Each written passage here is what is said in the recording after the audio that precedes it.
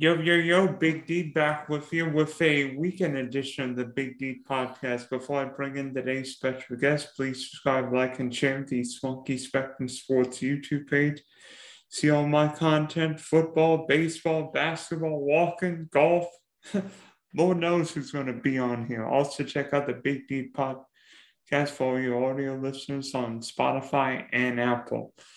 So, whether he's talking with snow, talking with football, or getting me through the worst hurricane to hit Florida in a long time, my friend Dennis is always available. So, Dennis, 2.5 weeks ago, people in my neck of the woods went through Hurricane Ian, and you and I were DMing each other like 4 or 5 o'clock in the morning, wondering what's going to happen next. Yeah, this was, as I told you as it was going on, my biggest concern was not just the strength of the storm, but it was the fact that this storm had a bunch of different scenarios of how it could play out. And when you look at weather forecasting, Dylan, it's really like handicapping for fantasy football. When you look at a game and you're looking at the game script, you get some ideas of what can happen. And some weeks we're kind of sure what's going to happen when we look at the matchups and the defenses and the offensive players and the injuries. And we say, oh, this is a great game that, player X is going to have a big game. And we feel really confident about that. The same thing happens in weather forecasting. And I got way out ahead of this storm well in advance of it, and was basically warning everybody I knew down in Florida that pay attention to even, any of the alerts that you get, because this is going to be a serious storm. It's going to be one of the worst storms because of the weather pattern. It is more likely to hit that west coast of Florida than in any usual typical years. And it just was too unpredictable. That's why this storm worried me, because in weather forecasting, being unpredictable is the worst thing a storm can do. Be honest, I had a bad feeling in the pit of my stomach that this was going to be bad. You get that pit in your stomach once or twice, you're thinking it's going to be bad. I mean, I remember, why are all these ice storms always bad? I'm like, I went through Louisiana. I'm like, this one's going to be bad. And secondly, for some reason, Southwest Florida always seems like the place for storms. Like Tampa always seems to avoid storms, but they go south, north, east, west. Like Tampa always avoids the worst of it. Yeah, and that is because of the nature of the atmosphere and what happens. So if you think of these storms, you think of these hurricanes, they're giant engines, okay? They use the water, the warmth of the water as the fuel, just like an engine uses gasoline to power it. But with a hurricane engine, what happens is these things have a wobble to the right of the flow. So as a storm gets stronger, because of that wonderful thing called the Coriolis effect, the storms in the northern hemisphere turn to deflect to the right as they get stronger. So that's why Tampa usually doesn't get hit, because a storm has to have the absolute perfect track to hit Tampa. Not so much for Southwest Florida, and not so much for the Panhandle. Of course, the Panhandle sticks out there that if there isn't a stirring current to move the storm on to land, that's why they'll get hit more often. They're in the northern part of Florida up by the Panhandle. But Southwest Florida is kind of that iffy zone. The storms sometimes will miss you because they don't turn fast enough. They will sometimes miss you because they set up farther out to the east, and then they will sometimes miss you or fall apart as they move across Cuba, because some of Cuba is tall enough to affect the circulation of a storm. Where this storm went across the westernmost part of Cuba, it also found a little slot of the narrowest part of Cuba to go through, which was very unusual. And then once it started moving up here, all of the forcing flow said it is going to turn right and hit the coast. The only question was it going to be north of Tampa? Was it going to be south of Tampa? I felt better on a forecast that it would be north or south of Tampa, because it's kind of like two streams. And if it misses the first stream and misses Southwest Florida, it's probably going to still miss Tampa because the flow is just too weak. And that's exactly what happened with this one. It got to that first stream and it said, yep, I'm going to take the exit and I'm going to head up and come way too close to Dylan's house. Yeah, so if you think like a couple of days before, even the Sunday or Monday, I heard a lot of media and meteorologists saying Tampa, Tampa, Tampa. I remember Jim Cantor and everybody literally in Tampa. And I was thinking back to Hurricane Charley, when the night before it hit, everybody was saying Tampa, Tampa, Tampa. And I remember the same thing. And I'm like, remember what happened when for some reason, the storms turned right, and instead of going to Tampa, they hit Southwest Florida. Yeah, and that is actually natural. If you would lay out every hurricane track of every storm that we've ever tracked over the course of time, there would be more storms to hit to the north of Tampa and more storms to hit to the south of Tampa than Tampa itself. And it's all based on meteorology and the flow of the atmosphere. The reason people in this case were saying Tampa, and I was saying just south of Tampa, looked like the best forecast to me. How far south of Tampa was going to be the big question. But the reason that a lot of people were saying that it was going to be Tampa is because they don't understand how weather forecast models work. Okay, so the weather forecast models had a spread from north of Tampa to way south of Tampa. And people were, some of the, shall I say, media hype meteorologists versus the great operational meteorologists looked at this and they say, oh, well, the middle ground of that is Tampa. Well, that doesn't work in meteorology. You can't take the middle ground consensus doesn't work between the models, because there was a reason that most of the models, some were north and some were south. And they, just because the spread and the evenness of the spread was Tampa, Florida, there wasn't a single model that had it going right over Tampa, Florida. The spread of models had it either north of Tampa or south of Tampa. The big question was how far south of Tampa, because that looked like the most likely situation. My sisters lived near Ruskin, Florida, which is just south of Tampa. I didn't like the path because with a storm, you don't want to be in the northeast quadrant of a storm. And even if the storm itself came inland south of Ruskin, it was going to be way too close. Now, the Weather Service, in their infinite, brilliance, has looked at the path of storms. And when it came to putting a Weather Service office near Tampa Bay, they put it in Ruskin, Florida, for a reason. The reason is they don't hit that area too often. So, but that office handles the forecasting all the way down to Fort Myers. That's why they didn't put the storm center for that part of Florida in Fort Myers, because Fort Myers, statistically, while it's still small, has a better chance of hitting on a hurricane track. I mean, Southwest Florida's been hit 4 times in the last 20 years. Tampa has been hit since 1921. Yep. And there's a reason. It all makes sense. This is not, oh, Tampa gets lucky. No, this is a fact of meteorology. The storm tracks, if you look at them, just like we have a tornado alley here in the Midwest that goes from Oklahoma to south of me in southern Illinois and off into southern Ohio. If you have a hurricane track just like that, and it's Sanibel Island is an area just south of Sanibel Island, and then down into the other Keys, is a frequent visitor for hurricanes when they form.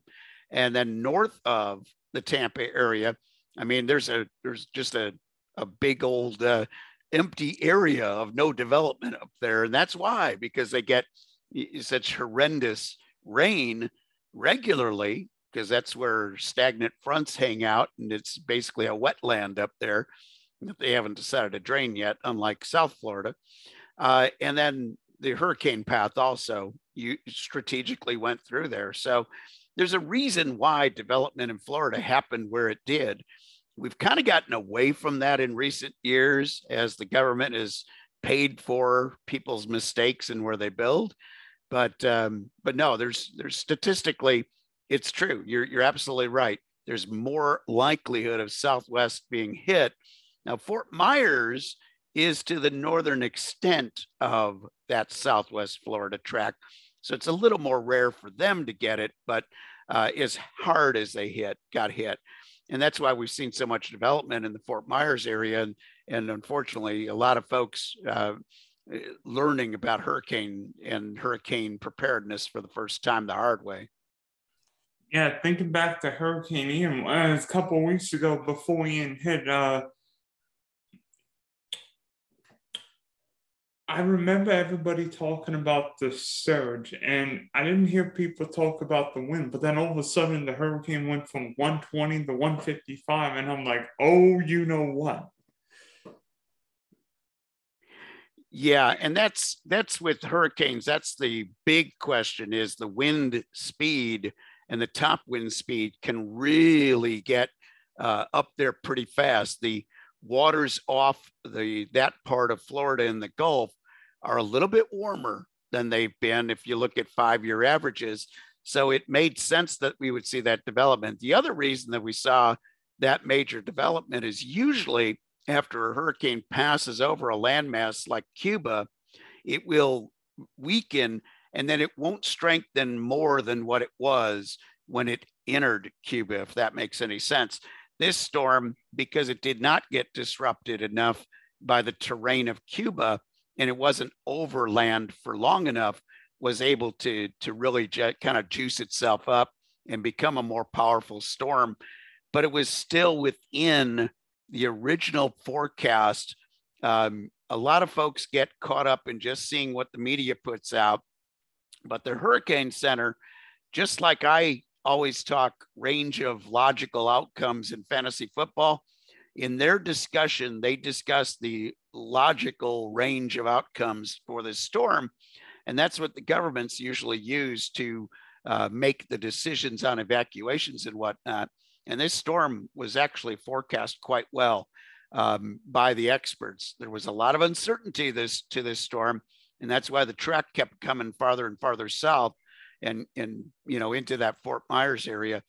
But the original forecast with the, like they put it, the cone of uncertainty, it sounds rather devious, but that cone of uncertainty is what you need to be paying attention to. If you're within that cone, take action every single time with a hurricane like that, if you are really close to the shore, because storm surge is a nasty, nasty part of these storms. And I mean, most of these houses, especially in our area where we are in a newer building, can withstand hurricanes. But if you're on the shore, especially, I hope that people learned that lesson on Fort Myers Beach, Sandwell, Captiva, Pine Island, St. James City, because the old saying is run from the water and hide from the wind, because structures can withstand wind. Nothing can withstand 15 feet of water. No, that's exactly it. I mean, if a building takes a direct hit with 150 mile an hour wind, there will be damage, but it usually will be standing enough that people can survive that hit. But when a wall of water 10 to 12 feet high comes through, it's like a bulldozer. It just knocks things down in its path. And it's a remarkably scary sight to see this wall of water attack an area, because these houses are not built for extreme weather anyway, because they're used to being knocked down. So they don't withstand a surge like that. Nothing does. Once you totally cover most of a building in water and keep forcing that pushing motion of the water, it does destructive things in a hurry. Yeah, let me tell you about my experience. I could not sleep that Tuesday night, Wednesday mornings. I basically got up and watched like videos, tried to get myself through the night. We ended up DMing each other. And thinking back on it, I wish I would have screamed, because that would have been people could have asked, what's going on? But B, a lot of my friends and family up in like Illinois or safer parts would have been like, why don't you evacuate? I'm like, because we all in a stairwell is far away, is inland, so we're not in an evacuation zone. Our house can withstand 150-mile-an-hour winds. We've got shutters, and we've got like generator. Plus, I don't know if you saw the evacuation to the other coast. A ferry would have been faster than the people went on Alligator Alley.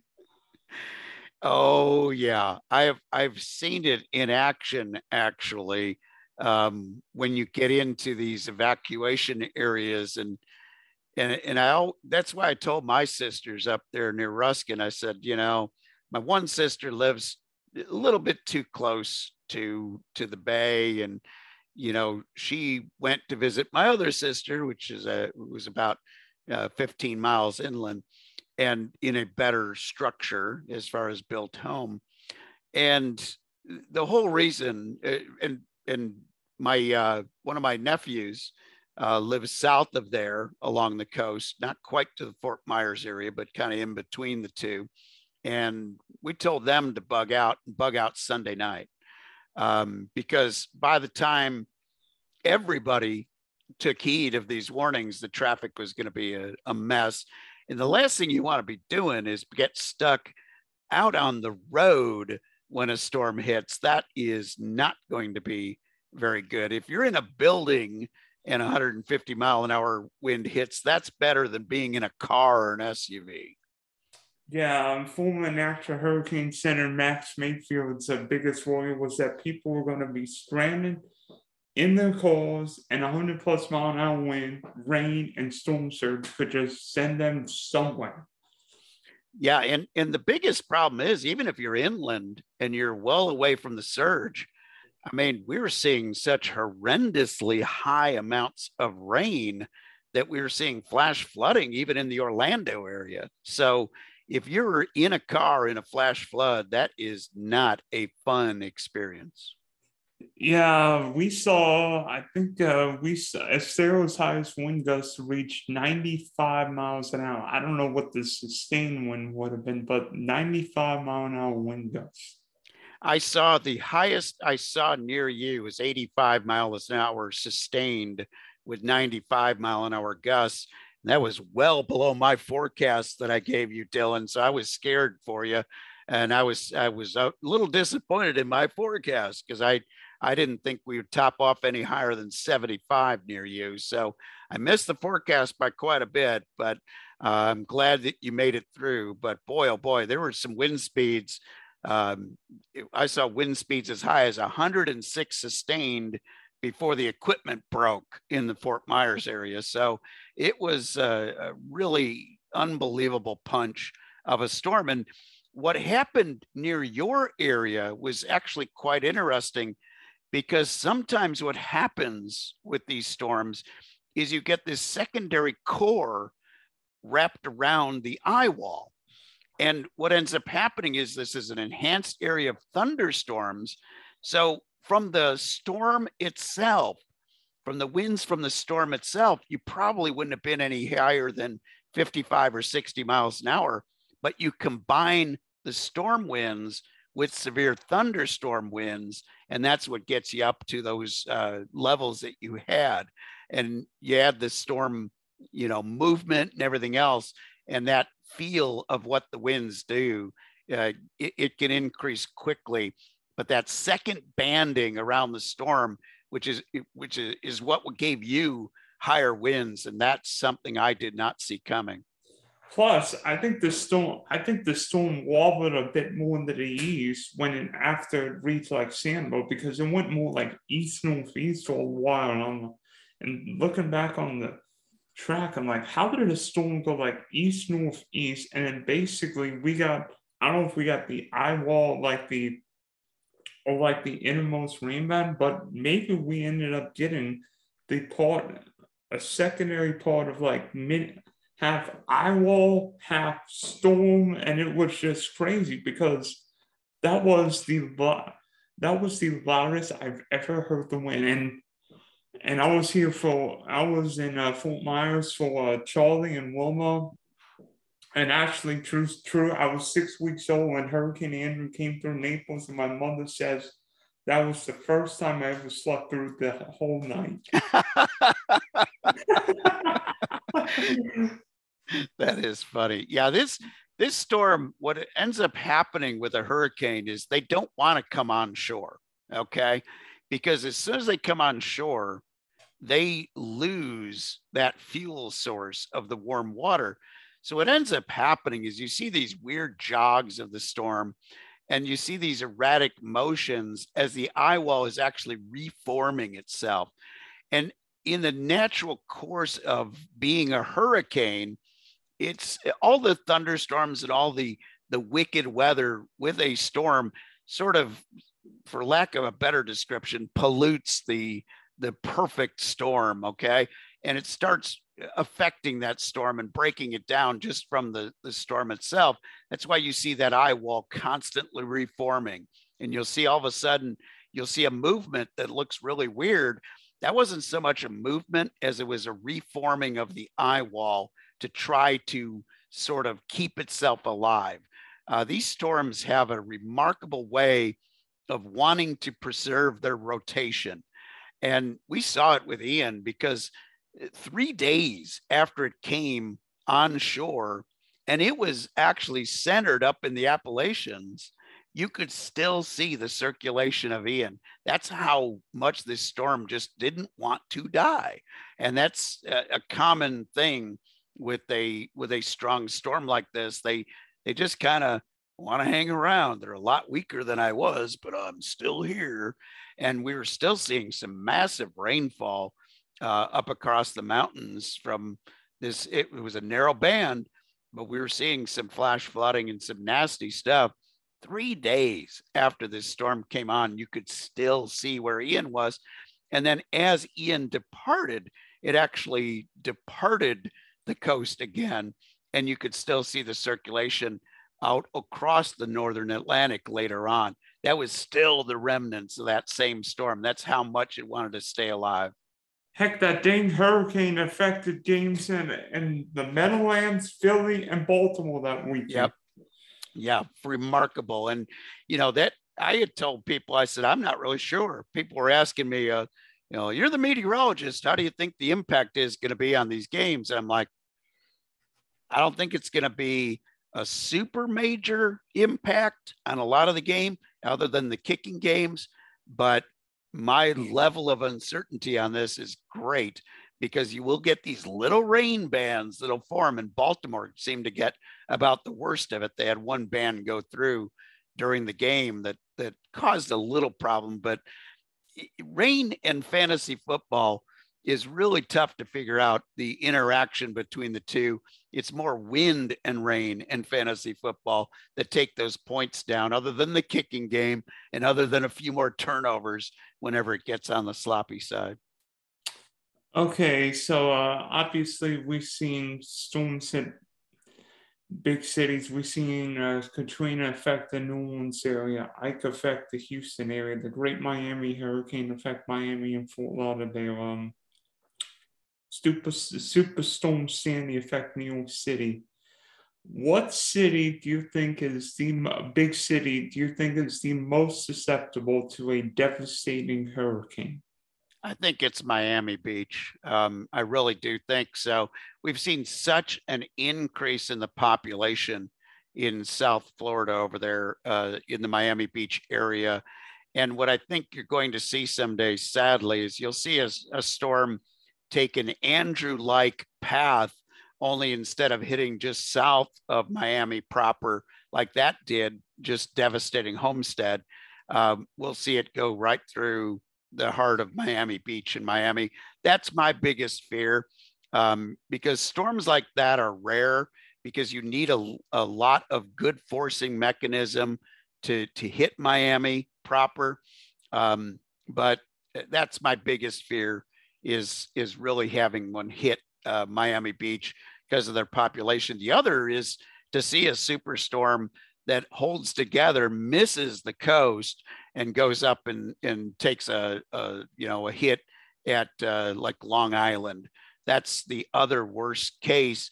It doesn't need to be a 150, 160 mile an hour storm to do that damage. It just needs to have a good punch to it to take a good bite out of Long Island. And with all the population up there in the New York area, in Long Island, New York, that is my other concern, because storms quite often miss the coast in the southern part of the country, and then they act more like a nor'easter does in the wintertime, where it kind of skirts up along the Carolinas and then takes a direct hit up there for Long Island.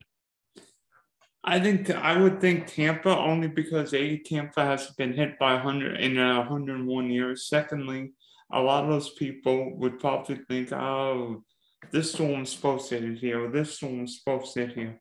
And third, Tampa's infrastructure has not been impacted by major winds in forever. Yes, Miami has dodged major hurricanes recently, but Miami's infrastructure has changed, where they've got the strongest building code in the world. Yep. Tampa has not been hit by a major storm, and Lord knows what those buildings could take, because because a lot of those buildings are literally right on the Gulf or right on the bay, and if you have 150 mile an hour winds come through with rain, with an onshore flow, you're going to have a big mess. And MacDill Air Force Base is like 4 or 5 feet above sea level. You remember the Air Force Base in Panama City where oh yeah, Michael hit a few years ago? That might be MacDill if a storm hit Tampa. Yeah, that's a really good point, with Tampa being more susceptible. But the reason I didn't include them is because I think the percentage chance of a major storm there is less because of the climatology and the way things go. The farther north you go in Florida, the harder it is to get a direct hit until you get up to the Panhandle area there in the Gulf Coast. If a storm misses all of the on-ramps, the only exception to that, if Tampa gets hit, it's my prediction that it'll be an early season storm, when there's such an active synoptic pattern yet that could combine with a cold front with the wrong timing and kind of focus that storm as it's coming up along the coast of Florida to kind of shoot it across Tampa. Because in the early part of the season, Tampa is susceptible to having the cold front stall out right in the Tampa area. That's why they get a lot of heavy rains early season there. You almost set your watch by them. 3 to 6 o'clock in the evening, you're always dealing with storms around there. But that's kind of what it would have to play out. A late season or a normal season storm, I think they're a little safer. But boy, we saw what happened in Fort Myers Island. That was tragic to see, and that's an area that does have fairly good building codes compared to Tampa. You're right about that.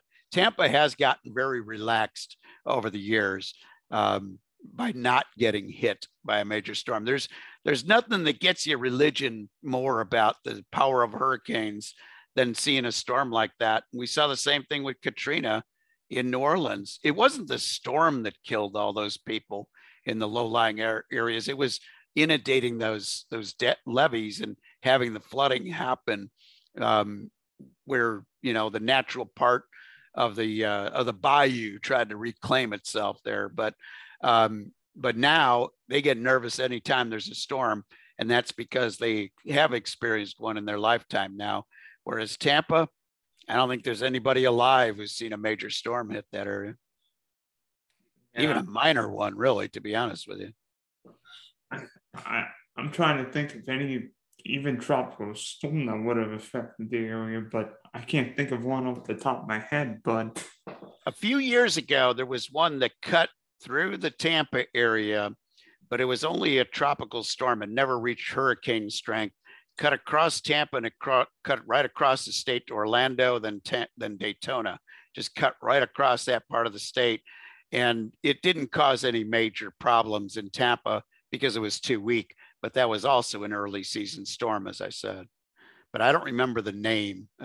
You're better at remembering stuff than I am, Dylan. Well, I don't remember the name, but I think I remember when it happened. I think it was during one of these election years. Yeah, it was either like 4 or 6 years ago, because that was right after my sisters moved to Florida, ironically. And all of a sudden they were dealing with a storm, and my sisters were so paranoid, they bugged out. The only damage was a screen door that fell off. So other than that, they had no damage. And I had told them they were fine to stay put, but they didn't listen. Now with this storm, they listened. You know, some of them skedaddled, the others stayed put, and you know, everybody was safe. So that's the name of the game with hurricanes. All right, Dennis, thank you for hopping on here. Hopefully we don't have any more hurricanes for another 101 years, but if we do, we'll be checking in with you. Well, I was, you know, like I said, Dylan, when I saw how close you were to stuff, I was like, whoa, this is not good. And when I didn't hear from you for a little while, I was getting scared, but I'm glad you were safe. I'm glad the family was safe. I'm glad everybody made it through that storm. And boy, you guys got some stories to tell, but it just was a reminder. If you live close to the coast with these things, take them seriously, please, because it is a matter of life and death. And you really don't have a lot of time to prepare. You have to always over prepare for hurricanes.